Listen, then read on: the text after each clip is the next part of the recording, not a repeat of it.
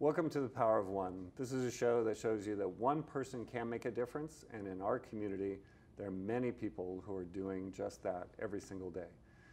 Today, I'm very, very pleased to welcome K-Rahn Vallatine to our show, The Power of One, and so that we can learn a little bit about what you're doing in our region to make it better and healthier for everyone. So thank you for being here today. Thanks for having me. Sure. Right. So something I wanted to start off with is just a little bit about you. You know, where are you from? Where'd you grow up? Talk a little bit about your upbringing. Okay. For the most part, Pasadena. Grew up in Pasadena. Spent a little time in LA and spent a couple years in Indiana. Second part of my high school career, so to speak. Yeah. So that's where I grew up. Raised by my mom. Real strong support system with her. And yeah, during the 80s and 90s, so it was pretty interesting. Yeah. It was pretty hot here for a while. A lot of people don't realize, but with the crack cocaine epidemic, it affected Pasadena as well. Absolutely. And so how do you think, we're going to talk a little bit about your current work and your books, which I think are fantastic. Okay. But how do you think that growing up in that era has affected sort of your progression or your career and what you're doing today? Yeah, growing up, I always share with people, like I was born in '80, so growing up during that crack epidemic, people from my generation, I always say that we don't have any memories before the crack epidemic. So when we hear about how the community used to be, the tight-knit community, we only know that through stories and documentaries. So for us, our whole paradigm is a little bit different. You know, we grew up in a time where there's a lot of hostility. Now we're learning about the effects of trauma, but at that time we didn't have the luxuries or benefits to acknowledge a lot of the stuff that we was going through as symptoms of trauma. Even when I think about oldies, you know, I always talk about, you know, people's oldies, and they'll say, like, what's your oldies? And they'll say, like, Marvin Gaye or Al Green. You know, our oldies was NWA, Too Short, you know, DJ Quick. So our whole paradigm. Tupac, right, yeah. It was just different, you know, just different, so.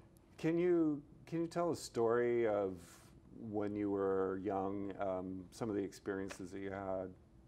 Like what kind of experiences? Well, growing up in Pasadena, so there was, and a lot of people aren't really aware of this, but it's a part of the gang documentary you were a part of recently, but the battle between the Crips and the Bloods, did any of that affect you? Yeah, that was an interesting thing. See, for me, you know, growing up in Pasadena, everybody pretty much know each other, right? So I personally never got fully involved with any of that. And the interesting thing about my relationship with all of that is when I was in school, coming up, elementary, middle school, everybody was together, right?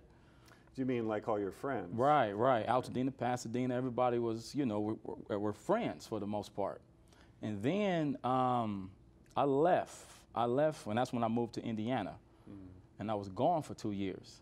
And when I came back, the same people who were best friends were now killing each other or shooting or, you know, whatever. You know, it was just so bizarre to see that because I left around when I was 13. So, you know, around 12, 13 is when people started choosing their paths. So I left right at that time. So when I came back, it was just blowing my mind to say, like, wait a minute, they were best friends. Now they're, you know, they're arch enemies, you know. So it was real interesting to see that, to experience that. Yeah, what is your explanation? I mean, there are a lot of psychologists that have analyzed this issue, but from your perspective, how is it that you were in Little League together in the 5th grade, and then in the 10th grade, you're gunning for each other, you're trying to track each other down? How does that happen? Yeah, well, I would say that has to do with tribal alliance, you know, just associating with where you grow up and a quest for self-identity. Because a lot of times, you know, particularly, you know, as young African-American males, we're looking for identity. And we're trying to find it in, you know, different ways. And the gang tends to give us identities and purpose, even if it's a skewed identity or a dysfunctional identity. It gives us a sense of community, a sense of tribe, a sense of, again, identity and purpose. So I think that has a lot to do with it. Yeah, even if that community or that tribe is not healthy. Right, exactly. So that's the unfortunate thing, because, you know, when we have needs as humans If we can't fill it with something positive, we'll fill it with something negative. We just want to fill it. Yeah, absolutely. And I think that your observation about wanting to feel a part of something greater, and then trying to find yourself, I think that's true for any young person. Absolutely. That's exactly regardless of their cultural background. Yeah, yeah. And you know what's so interesting as we say that? Generally, you know, culturally, young men go through different rites of passage, you know. Yeah. And again, like I said, that's around 12, 13 when I left, and you know, that's when people start making their decisions. That becomes fills a void of a rites of passage. You know, unfortunately, again, a lot of it may be more counterproductive, but the first time somebody hits some drugs or, you know, whatever they're into, all of that becomes rites of passage, you know, and it's filling a void, so. Yeah, it's really unfortunate there are some traditional cultures that maintain those rites of passage.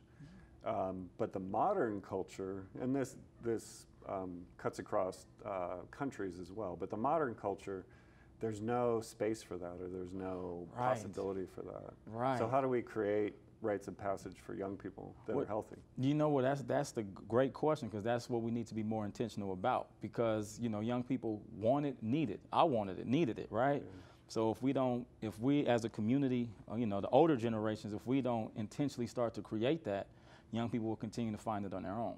Yeah. So how did you, because I know high school can be pressurized, or it can be, you know, there's a lot of peer group activity. Right. How did you manage to stay out of the fray? How did you manage to stay out of gangs? Well, I didn't stay out of the nonsense. I just happened to stay out of the gangs. I mean, a lot of that has to do, again, because I moved, you know, so especially around that crucial time, I moved. So when I came back, I didn't have the same allegiance to my community, you know, or my peers like others. And when I came back, I was hanging out more with my older cousin. And, you know, because he, you know, I hung out with him so much, I didn't really hang out with a lot of my peers my age. So that saved me. But as far as all the outside of the gangs, all that other nonsense, I was right in the midst of all of that nonsense too. Yeah. Yeah. So, but I think that's a positive in the sense that it's helped inform your work today. Absolutely, absolutely. So when I speak, it always comes from a real place. I think that's why people feel it. You know, it's one thing to hear it, but I think they feel it, right? And I just use my experiences and things of that nature just to empower other people, you know. In our communities, unfortunately, just going back to this conversation, a lot of the dysfunction and counterproductive behavior has been so normalized, you know, but, you know, and I always share with people that just because something is common doesn't make it normal. And a lot of the stuff we was dealing with we thought was normal. Yeah, or once it becomes normalized, that still doesn't mean that it's good for you. Right. It's not healthy, right? Just because it's normalized doesn't make it healthy. That's right. That's right. Yeah, even though a lot of people are doing it, you know, like if a lot of people drank soda pop, for example, or smoke cigarettes, that doesn't mean it's healthy for you. Right. That just means that a lot of people are doing it. And we always hear people say, you know, previous generations did it, it didn't kill them, you know. That doesn't mean it's good to continue in that. Absolutely. Yeah. So what I really like about what you've done is that you do draw on your history. Yeah. So for several years, you went into juvenile detention camps, and you went into maybe even foster care locations, but places where kids have had trouble with the law. Right. How did you, because you can't, the thing that they're looking for is authenticity. Yeah. You can't walk in there, and if you don't have a story, it's really hard for you to connect with them. So how did you create that sense of security? Yeah, connection? Working with the young people, the ironic thing is I have different stories, right? But I never really share them with the young people because they hear it from so many people. You know, most people when they work, well, I don't say most, but a lot of people when they work with young people, they try to bait them in with these war stories. Right. And I don't do that because I don't want to. For me, it does. You know, I don't want to glorify any of that type of stuff. So I see them. You know what I mean? And what I mean by that is I really validate them, and they could feel that I can relate to their struggle, even if I don't tell them, because they always ask me. So what? You know, they ask me all these questions. Where you grow up? Where you from? What you?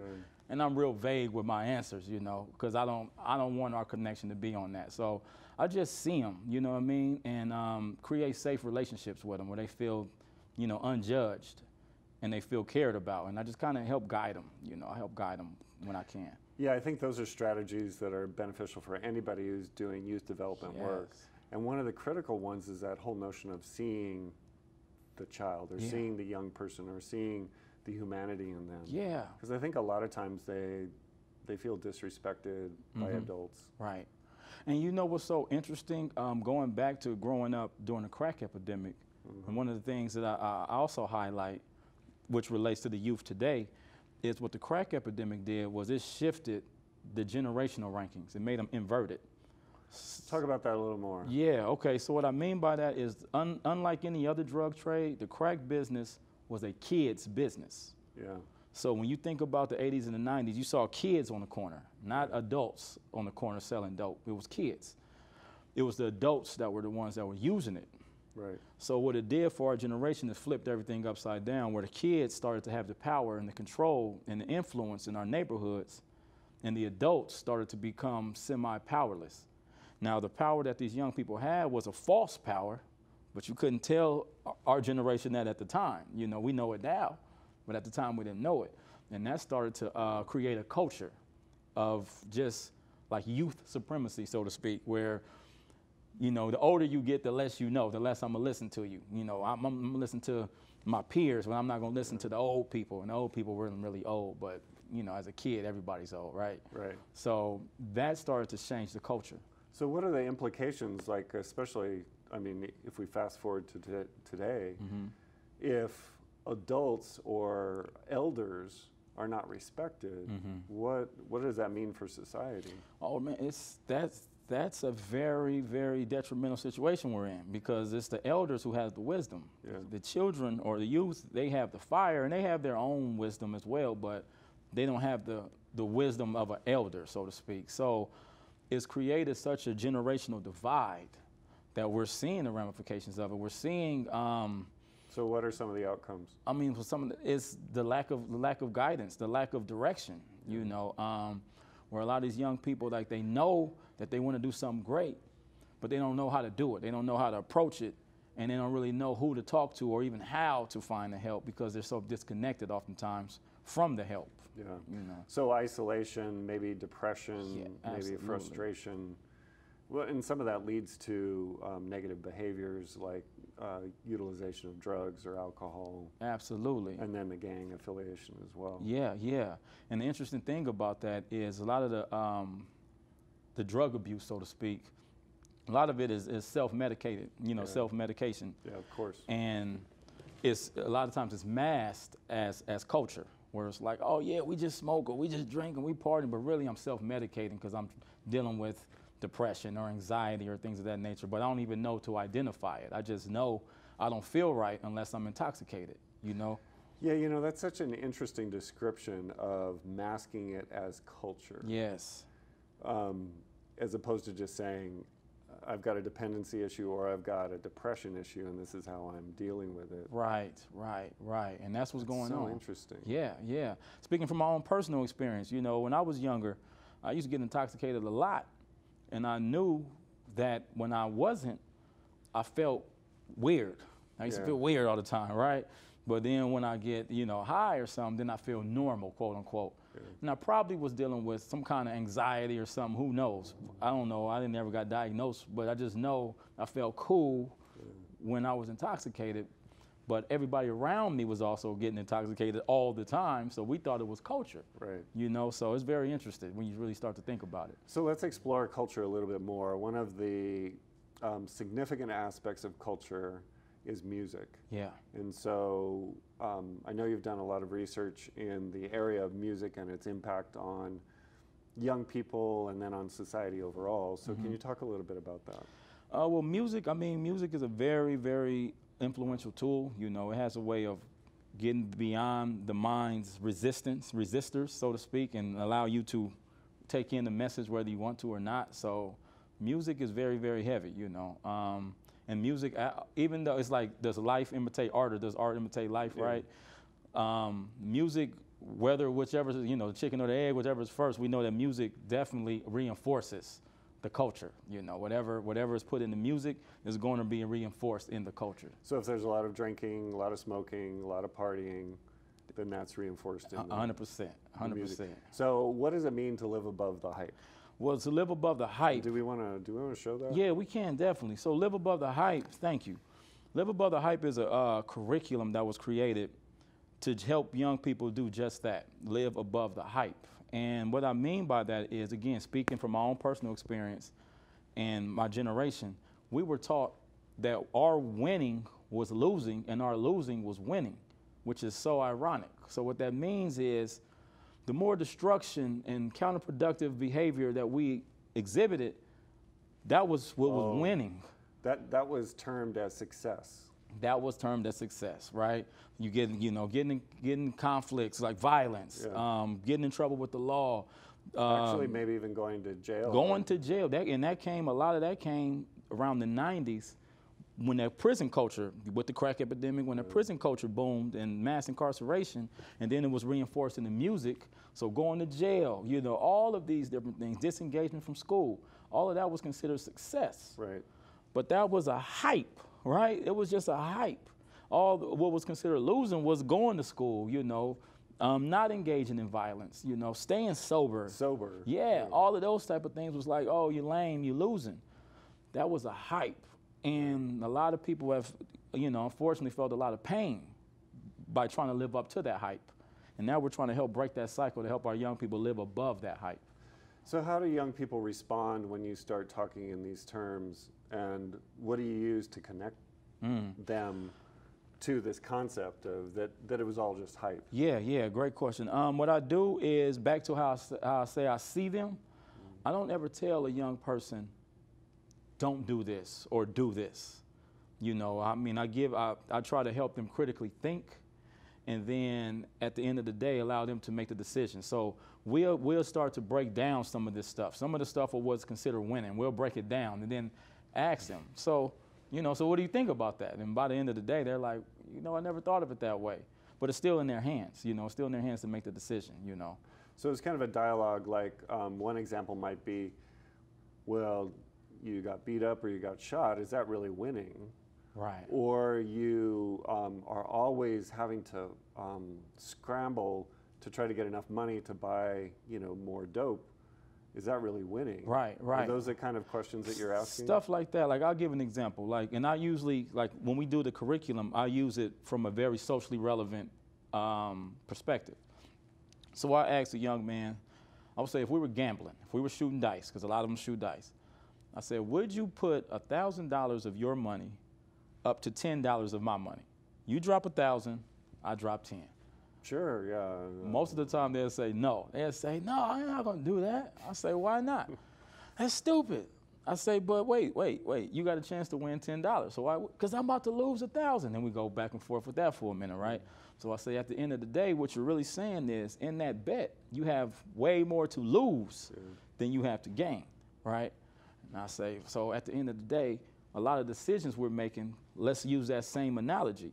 Yeah. When you go break into that house or whatever your crime of choice is, you have way more to lose in that situation than you have to gain if you get caught up and you got to do all this time in prison or whatever, But then I also acknowledge that I know sometimes you're in a drastic situation, and when things are drastic, you're in survival mode, So I also validate them, So I can't tell you don't do it, but we're gonna put it out there. Most of the times they're not in survival mode; they're just doing it. Yeah. Mm-hmm. Well, you have to bring up the consequences and the trade-off, so it helps them to make a decision. So the decision in that point would be: is it worth 3 years in state prison to get maybe $1,000 worth of a flat screen TV and maybe a couple of laptops that you're going to have to try to sell anyway through. That's right. Which is a lot of work. That's right. And then we'll even break that down using that analogy. You said 3 years for a $1,000 TV. That breaks down to $333.33 a year. A year, right? You could have did that at a job that you say you don't want. It's a minimum wage job. Yeah. You could make way more than that just doing that. So we have those conversations, absolutely.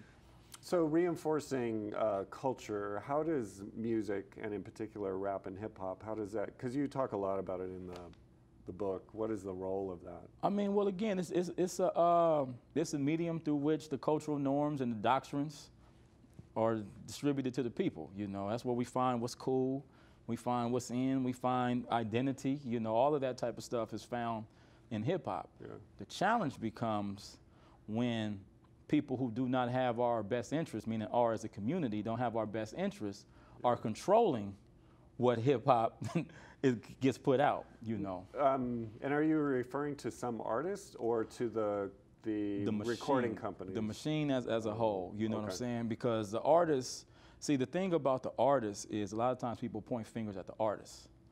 But the interesting thing about the artist, let's say I come out, I'm the artist, and I come out with the most offensive song you can ever K-Rahn think the of. rapper? Yeah, K-Rahn the rapper comes out with the most offensive song in the world. Yeah, But I sell 1 million copies of this song maybe more. or more. People will get mad at K-Rahn the rapper and say, why did you make that offensive song?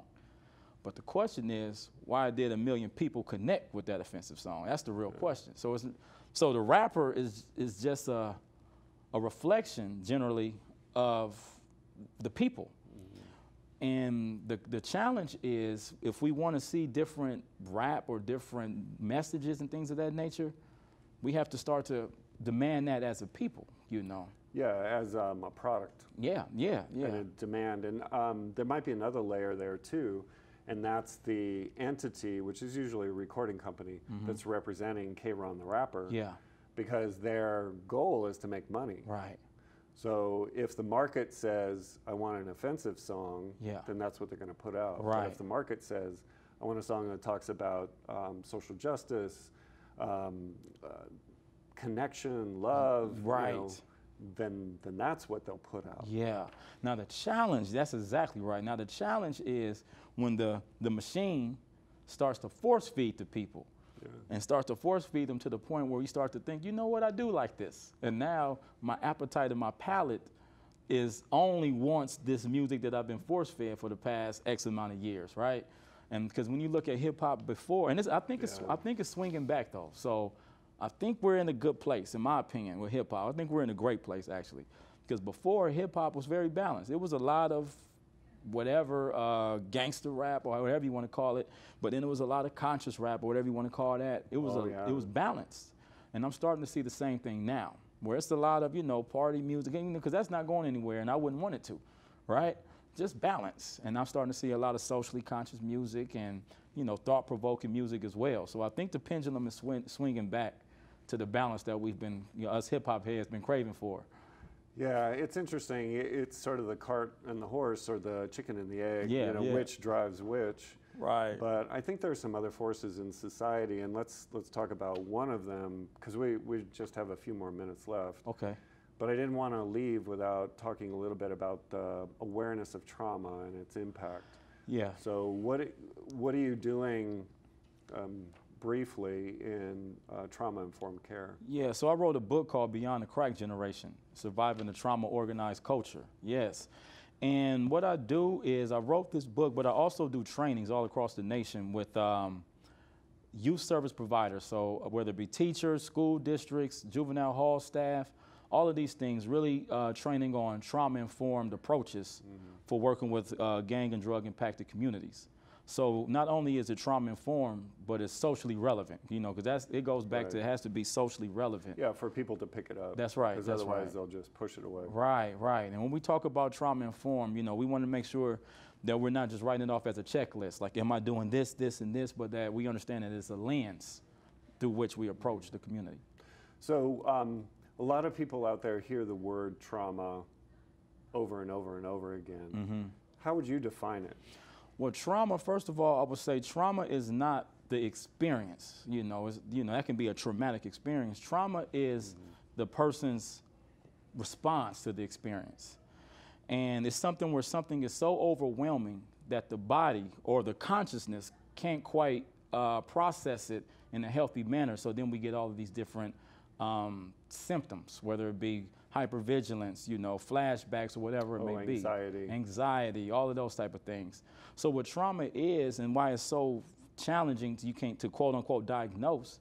It's a shift in our consciousness more than anything. You know what I'm saying? So if I get traumatized, my consciousness shifts where now I may see the world as a very fearful place, or I may see certain people as threats, or, you know, whatever it may be, you know. So that's what we're dealing with. Yeah, and so part of what you're working on or addressing is how to support or help those people who have been traumatized? Absolutely, absolutely. And sometimes as a youth service provider or as a provider in general, if I don't see it from the trauma-informed lens, I could re-traumatize the same people I'm trying to help. Oh, yeah. Or I can take stuff personal that really is not to be taken personal. It's this person's, you know, coping with the traumatic experience that they've dealt with. Yeah. Yeah. One of my colleagues described it in this way. It's like, and especially when you're talking about a classroom, and let's just say we'll use K-Rahn as an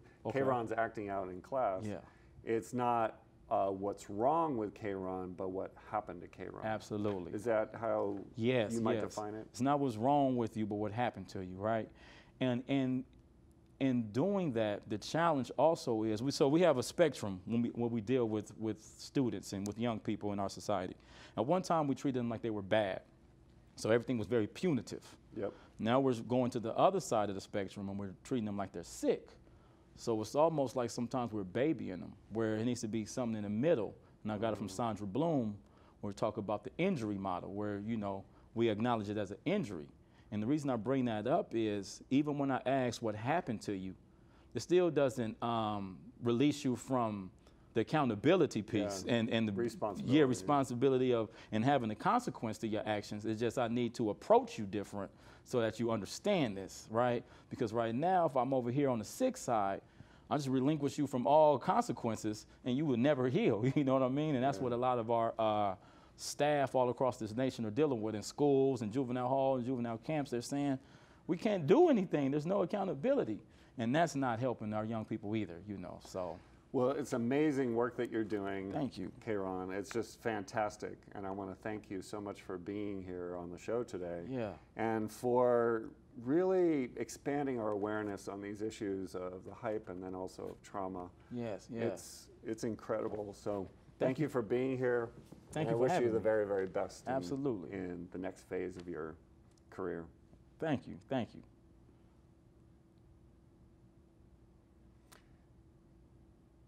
So they should have cut off our mics, but we'll just sit here. We'll see.